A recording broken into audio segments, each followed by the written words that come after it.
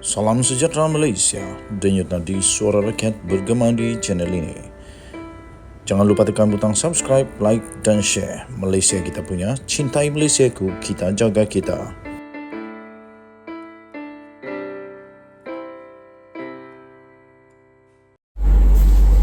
Salam sejahtera Malaysia, denyut nadi suara rakyat bergema di channel ini.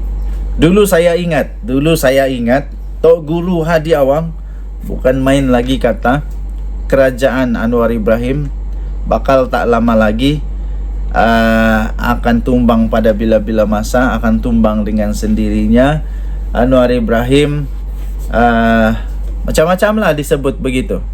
Tapi nampaknya semua itu macam syok sendirilah Tok Guru Hadi Awang kalau begini.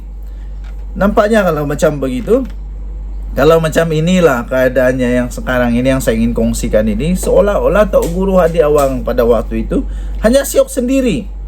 Tiba-tiba sekarang semua tak mengaku pula. Macam mana Anwar Ibrahim mau tumbang pula sekarang ini kalau tiba-tiba Ahmad Faisal Azumu sendiri menafikan perkara bahawa kerajaan Anwar tumbang atau bakal tumbang. Sehingga Ahmad Faisal Azumu berkata dakwaan komplot Perikatan Nasional menggulingkan kerajaan Anwar tak berasas. Apa yang dorang takut pula sekarang? Itu hari bukan main lagi, macam semangat, macam betul, ya betul, mungkin 2, 3, 4, 5 bulan atau 2, 3 minggu dari sekarang, oh mungkin Anwar dalam bahaya. Sehingga ramai orang kampung bercakap Anwar ni tak lama lagi. Tapi sekarang tiba-tiba Faisal Azumu sendiri menafikan bahawa ada komplot. Jadi dakwaan Perikatan Nasional merancang plot baru untuk menggulingkan pentadbiran Anwar Ibrahim adalah tidak berasas, kata Timbalan Presiden Bersatu Ahmad Faisal Azumu. Kalau Timbalan Presiden Bersatu menafikan, maksudnya nanti Tok Guru Hadi Awang nak bekerjasama dengan siapa pula? Tapi saya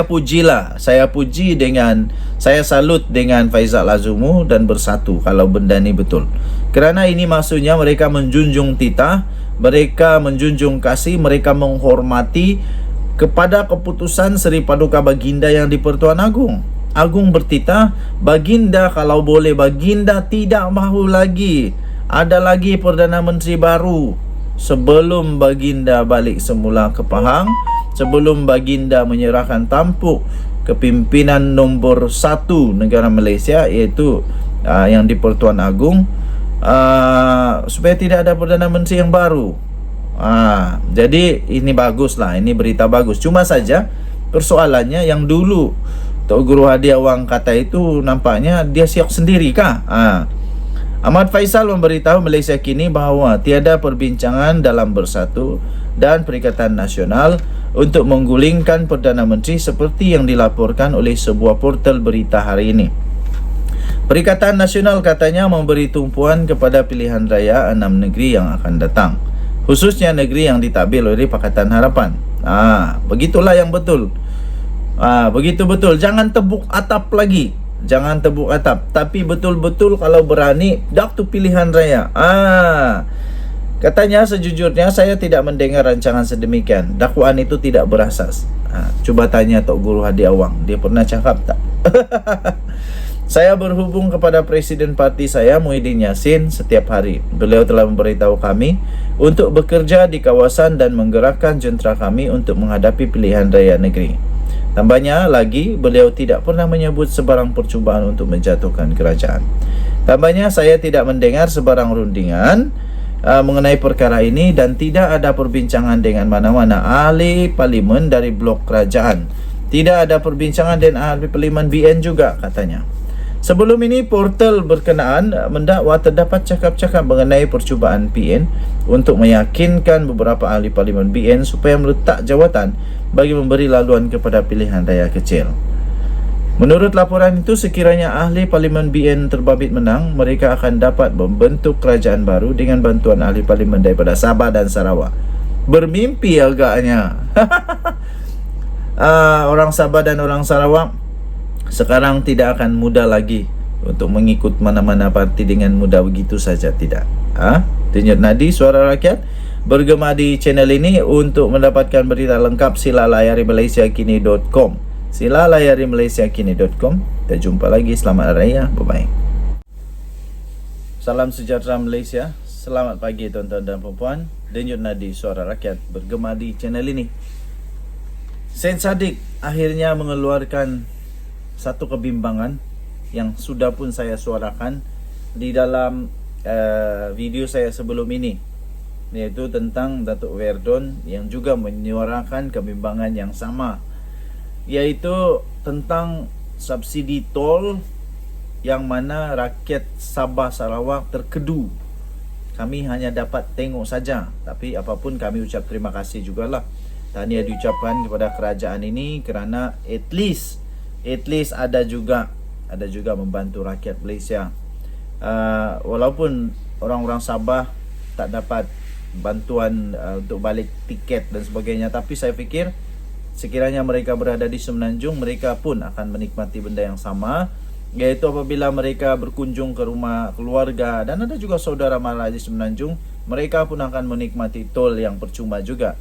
Jadi Syed Saddiq akhirnya berkata beliau akhirnya faham apa yang dikatakan oleh Najib Razak berkenaan dengan subsidi tol.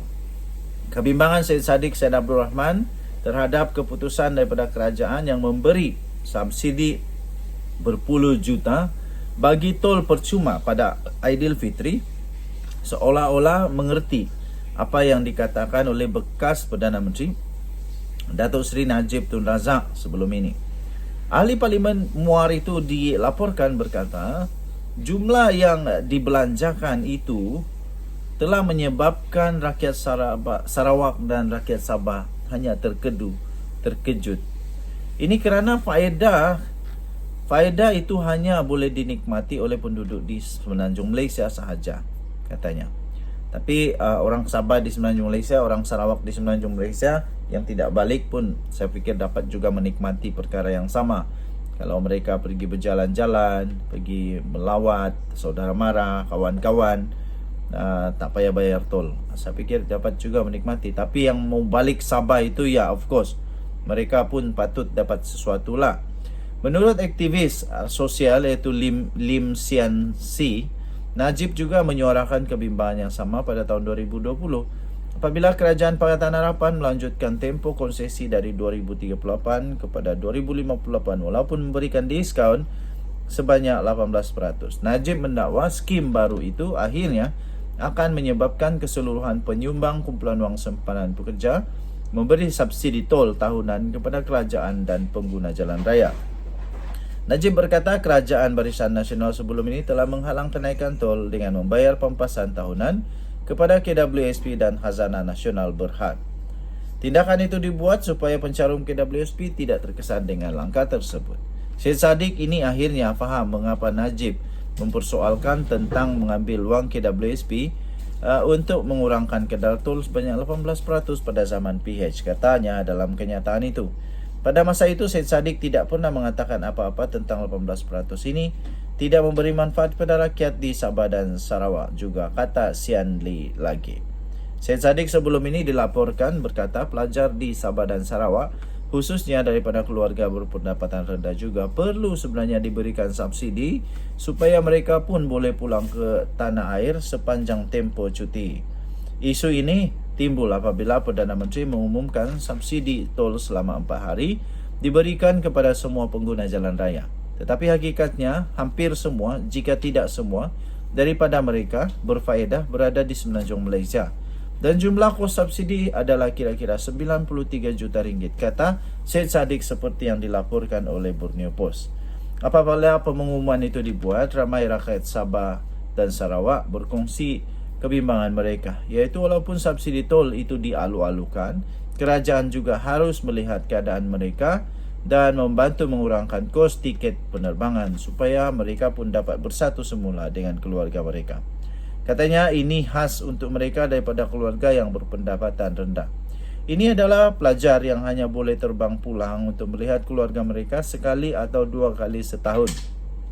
atau mereka yang berasal dari keluarga B40 dan kelas pertengahan yang hanya boleh terbang sekali, balik sekali atau 2 kali setahun sahaja. Pada 1 Februari 2020, Menteri Keuangan pada waktu itu Lim Guan Eng telah mengumumkan pengurangan kadar tol sebanyak 18%, di mana semua lebuh raya milik Plus Malaysia Berhad Plus, katanya.